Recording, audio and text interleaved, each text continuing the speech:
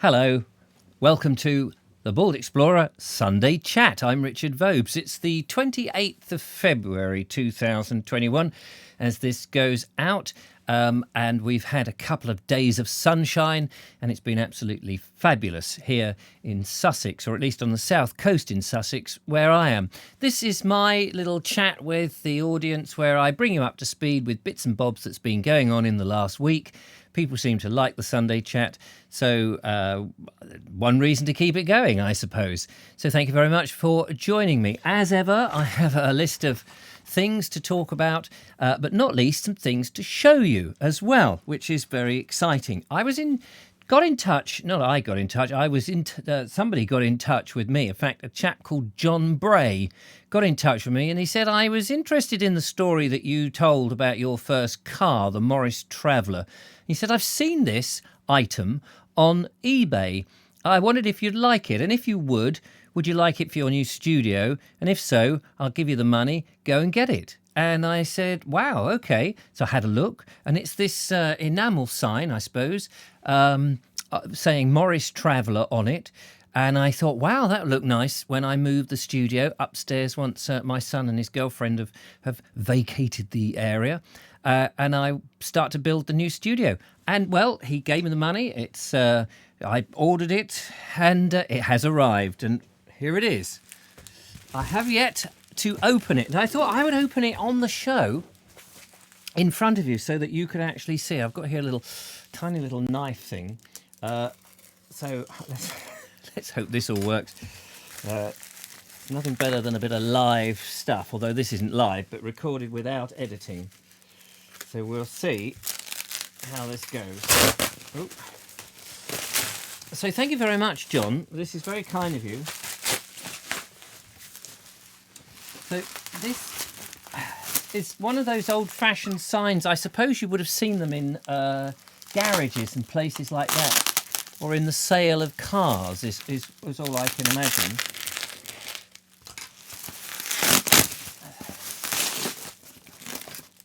Oh, it's actually on wood. I thought it was going to be on metal. Well, that's interesting.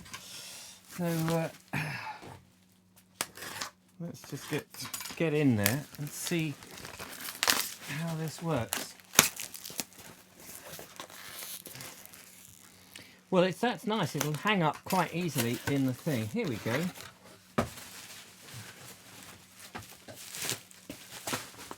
Let's not ruin the surprise quite yet. I think this is a vintage sign, though. If I can get it out. There it is. There we go. That was worth the wait. And how marvellous, the Morris Traveller. And that will look good in the new studio. So thank you so much, John, for that. That was a very wonderful donation, and I can't wait to get it up in the new studio when we get it up, which hopefully is only in a 2 or 3 weeks' time. So brilliant stuff. So thank you very much for that. That was thrilling. I've now got a load of bubble wrap and cardboard to dispose of. Everything that you order comes in bubble wrap and cardboard. Anyway, what else have we got? I'd like to also thank, I got this in the post this morning, a lovely little card from Diane Hooper with a little donation. Thank you so much. Do appreciate these donations, by the way. It doesn't really matter how small or indeed how large, because they all go to help put diesel in the van and, just pay for bits and pieces that keep the videos coming along. So thank you so much, Diane. I will send you an email to thank you officially, just in case you don't see this. I'd also like to thank Linda Kane for sending in, I don't know if the light can get this in the right place, the pocketbook of patriotism. Actually, if I do this, we get a little indent picture there. You should just see it a bit clearer. The pocketbook of patriotism, which is a timeline. It's a fantastic little sort of memoir, really. A timeline of bits and bobs that have happened in British history that you can quickly refer to. So if you wanted to know when was the last great plague, it will tell you the last plague was in 1664 to 1665, the last great plague. Bring out your dead, as it says there in red. Anyway, thank you so much to Linda Kane for sending that in. It actually arrived. I didn't know who'd sent it until I did a Vobes show, I think, or was it a Listen with Vobes? Anyway, one of them, and it arrived, and there it was. I also want to thank Paul Rampton for popping these round to me. A couple of books here, which I meant to mention last week, actually. British Sheep Breeds, How to Recognise Different Types of Sheep When Out Walking.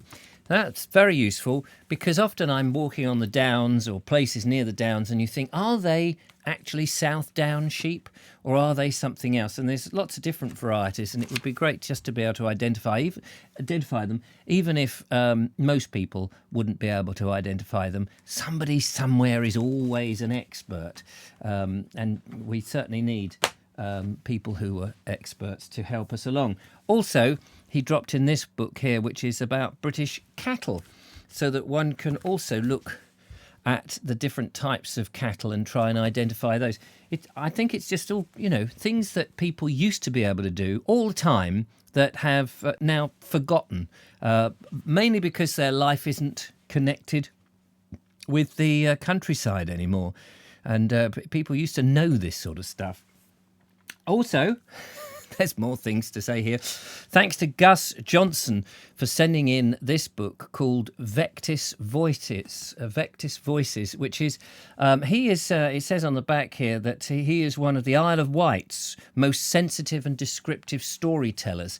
And so this is a series of poems and prose, which is very nice. He just sent it completely on spec, and it's a fascinating book with these lovely little stories and these delightful poems in them, as it says. So thank you so much. I do appreciate people sending me these wonderful little gifts. And of course, it's widely available. So, check online or at all good bookshops, as they say. Now, let me move on to this, because this is fascinating. I've had a typed letter. I don't want to show you the address, but I've had a typed letter from a gentleman called Stan, who's 95 years of age, 95 years young, and he used to be from Worthing, and he's done all sorts of bits and bobs. He's actually published his own book about his memories and bits and pieces that have happened in his life, which he sent to me very kindly. He lives in Canada now, I think, and I'm looking forward to having a good old read of that. Must be absolutely fascinating, because he's from the south, from England. So a page there has just come loose, which is a bit of a shame, but I'll make sure we don't lose it. Thank you very much. And also, I've got some other bits and bobs. This is in a magazine that is in a Canadian magazine, and he sent it to me and says, have a look on page 58. So I think it was page 58. Yes, here we go. And here he is. This is him there at 95. And he enjoys letter writing. So he's asked people to not email him, what am I talking about? Pen pal him. And he's a fount of interesting stuff. So thank you very much. I've got some more bits and bobs from him here. So Stan, if you're watching, because he says he loves my videos and he wanted to get in touch. And he talks in his letter about a whole load of interesting things. But he talks here, this is quite interesting. The Battle of Britain was one of these things that he remembers because he was in Worthing at the time. Heinkel 3 crashed on Salvington Hill, and all the little boys around made a beeline for it with wrenches and screwdrivers in hand to carry off souvenirs and bits and pieces before the police arrived. I still have a part of the gearbox from an engine of that plane. We used to watch the dogfights from our backyards. Afterwards, we would go in search of bullets in the streets. It's funny, because when I was writing, I used to do a bit of writing for children, although actually it was far too heavy, really, for children. And I remember writing this thing, which never got published. I've only got the first draft of it, and I would like to finish it. But it was based in the Battle of Britain in Sussex. And one of the things that I was thinking about, and it was only when I was writing did I think of this, is that when the battles were going overhead and they're shooting each other, of course, these bullets and the casings are falling out of the sky. And of course, that's, they're falling from great height, which if it hit you could probably kill you, or at least do some very bad damage. And I did think, I wonder, I mean, presumably people thought about that, but it's not one of those things you think of when you see the films. They're all standing there looking, oh yeah, look at them. But actually, they'd be better to get under cover in case those bullets rain down on them. What else does he say here? He says, then there were the stories of the Canadians who were stationed in Worthing, both from Dieppe and for D-Day, both for Dieppe and for D-Day. There was also a contingent of Russians, as he remembers. He says, my brother-in-law was a conscientious objector and was an electrician who laid the electronics for the 6-inch naval gun, which was placed at the end of Grand Avenue. When that gun went off for practice, hundreds of windows were blown out for about a mile around. Can you imagine it? He says, I could tell you all about the flying flea and the Zeppelin Hindenburg, the Zeppelin Hindenburg, which flew right over our house, and the burning down of the Pier Pavilion and the building of the new town hall, all sorts of things. And he's in, that's it. Hey, by the way, Texas is under deep snow as I write. So, he was in Texas. Sorry, I beg your pardon. I thought it was in Canada.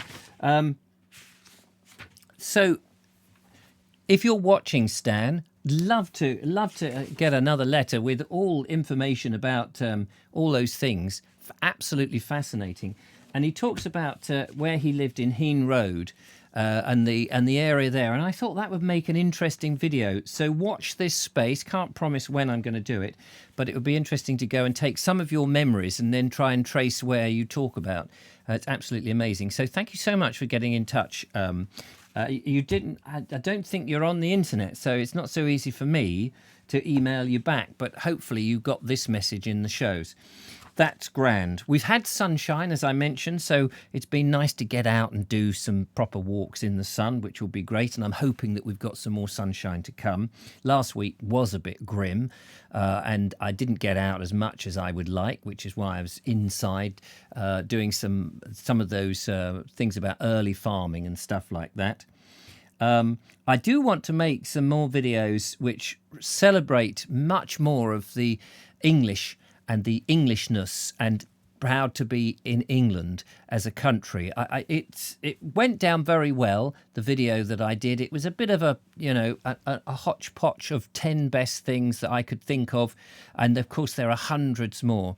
But a lot of people have been in touch with me, either through the comments, but also privately, to say, Richard, do more where you're proud of the country. Not just, me saying, oh, proud of this and proud of that, but references to it. And I do have my quest for England, only the quest for England sort of started last year, really. And then we went into lockdown. So, we pretty much locked down most of the year. We couldn't do very much, although we did do some stuff, of course. We went on the canal boat and things. But we've very much had our tail curtailed between our legs, have we not? And it's going to be interesting as I want to explore and present the positive aspects of this country and English and Englishness in particular. So that's something to look forward to, which will be coming very soon. So my chat today really has just been to say thank you for all these wonderful gifts, and to keep the show from going.